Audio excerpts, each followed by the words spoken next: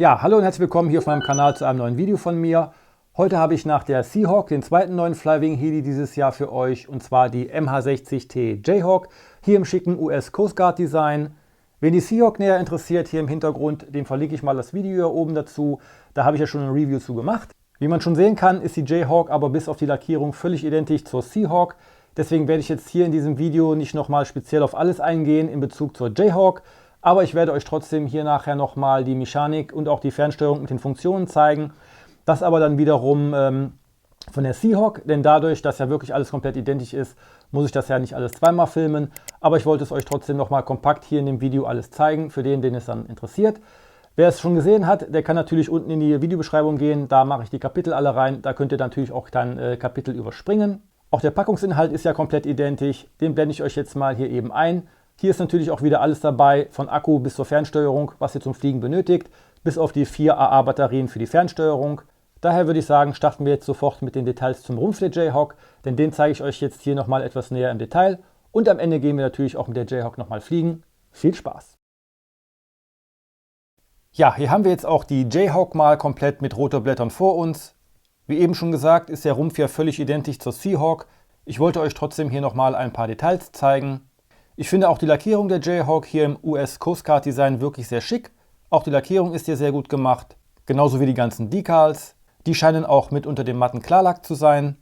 Ich weiß jetzt ehrlicherweise auch gar nicht genau, welche Version mir hier besser gefällt. Ihr könnt mir ja gerne mal in die Kommentare schreiben, ob euch die Seahawk oder die Jayhawk optisch besser gefällt. Was mir hier auf jeden Fall auch wieder gut gefällt, ist die Haubenbefestigung, dass wir die hier nur mit dem kleinen Hebel lösen müssen und dann abnehmen können. Und auch hier können wir dann vorne den Akku wieder reinlegen und mit dem Lipo-Strap sichern. Auch hier haben wir natürlich wieder viele schöne Nieten auf dem Rumpf abgeformt und auch das ein oder andere Detail ist hier wieder zu sehen. Und auch wie man sehen kann, hier am Heckleitwerk. Auch hier oben die Abgasrohre der Turbine gefallen mir sehr gut. Die sind hier auch ein bisschen aufwendiger lackiert worden und nicht nur einfach schwarz. Auch die Jayhawk hat das federnde Fahrwerk hier vorne und natürlich hinten am Spornrad. Angetrieben wird die Jayhawk auch wieder von Brushless-Motore, wie bei allen Flywing-Helis. Und was mir bei der Seahawk und der Jayhawk auch gut gefällt, dass der Heckrotor hier auf der richtigen rechten Seite sitzt. Nur dass wir hier leider wieder nur einen Zweiblattpropeller und keinen Vierblatt-Heckrotor verbaut haben. Auch hier sind die Scheiben wieder klar ausgeführt, sodass man auch auf die Mechanik bzw. den Akku gucken kann. Hier bietet sich theoretisch auch wieder an, ein kleines leichtes Cockpit einzubauen, um den Look noch etwas zu verschönern. Was ich bei der Jayhawk auch ganz cool finde, dass wir auch unter dem Rumpf ebenfalls noch das Logo und einen Schriftzug aufgedruckt haben. Das hatte die Seahawk ja jetzt nicht. Dafür hat die Jayhawk natürlich aber auch wieder die gleiche Beleuchtung verbaut, nämlich hier vorne links und rechts die rote und grüne Positionsbeleuchtung und hinten am Rumpf das weiße Flashlight. Auch hier dienen die LEDs teilweise als Status-LED. Die Rotorblätter sind auch die gleichen. An den Blattspitzen sind sie MH60 typisch abgeknickt und an der Blattwurzel haben wir auch wieder diesen coolen Schnellverschluss. Die Abmessungen sind ebenfalls identisch. Und zwar haben wir einen Rotorkreisdurchmesser von ca. 830 mm, eine Länge von ca. 860 mm und ein Abfluggewicht von ungefähr 1,7 Kilogramm. Ja, zur Mechanik gibt es eigentlich gar nicht mehr so viel zu sagen. Die habe ich euch ja schon sehr oft in den letzten Videos vorgestellt, zum Beispiel bei der Bell 412 oder auch bei der EC 135. Da ist im Grunde exakt die gleiche Mechanik drin, zumindest habe ich jetzt keine großen Unterschiede feststellen können, nur dass ich persönlich jetzt hier zum ersten Mal den neuen Flight Controller HACE drin habe, der natürlich auch wieder hier vorne auf dem Rahmen sitzt, wie damals das H1-Modul. Hier ist jetzt allerdings das GPS-Modul komplett integriert. Was da jetzt anders ist, zeige ich euch gleich nochmal in den Funktionen. Der Hauptrahmen ist im ersten Eindruck jetzt auch komplett identisch zu den anderen Flywing-Modellen und wir haben hier auch wieder den gleichen Brushless-Antrieb verbaut mit einer schräg verzahnten Zahnradverbindung. Und wir haben hier auch wieder den gleichen 60 Ampere Flywing-Regler in der V4 Pro-Version verbaut. Auch beim Empfänger gibt es nichts Neues. Da haben wir hier auch wieder den altbekannten FlySky FSI A6B Empfänger. Ebenfalls identisch ist auch der Vierblatt-Hauptrotorkopf, der auch hier wieder das praktische Schnellwechselsystem für die Rotorblätter hat. Das heißt, wir brauchen die Rotorblätter auch hier wieder nur einstecken und verdrehen und schon sind sie montiert.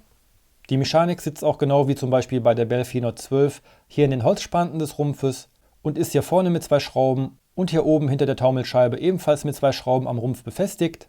Wenn ihr die Mechanik ausbauen wollt, müsst ihr einfach nur die 4 Schrauben lösen, die elektrische Verbindung zum Heckrotor lösen und dann kann man die ganze Mechanik nach vorne herausziehen. Das würde ich dann empfehlen, wenn ihr zum Beispiel den Kompass über den PC kalibrieren möchtet, denn dann ist es wesentlich einfacher, nur die Mechanik um die ganzen Achsen drehen zu müssen, als den ganzen Heli. Laut Flywing und Anleitung muss man das allerdings jetzt nicht unbedingt am PC machen, sondern kann es draußen am Flugfeld machen. Wie ihr dann draußen den Kompass kalibrieren könnt, zeige ich euch natürlich im Laufe dieses Videos noch. Ja, ich denke mal, allgemein zur Fernsteuerung muss ich gar nicht mehr so viel sagen. Das ist genau die gleiche Fernsteuerung, die bei den anderen Flywing Helis auch immer dabei war, und zwar die FlySky FSI6S. Daher gehe ich jetzt hier nur auf die Neuerungen ein und vorweg gesagt, weil das schon öfters mal gefragt wurde, ja, man kann die FlySky FSI6S in alle 4 Steuermodi umstellen. Das kann man dann hier im Menü in den Systemeinstellungen unter dem Punkt Stick Mode umstellen, und mechanisch hat die ja sowieso vom Werk aus alle 4 Steuerachsen mit Federrückstellung, daher muss man hier mechanisch nichts umstellen. Hier oben haben wir dann wieder die üblichen 4 Schalter, die für den Flug relevant sind. Die sind aber jetzt bei den Helis mit dem neuen HACE Flight Controller etwas anders belegt. Und zwar haben wir hier rechts jetzt die erste Änderung bei dem kurzen 2-Stufen-Schalter, der vorher ja für den automatischen Rückenflug zuständig war. Hier haben wir jetzt die Schalterstellung Off und C-Turn.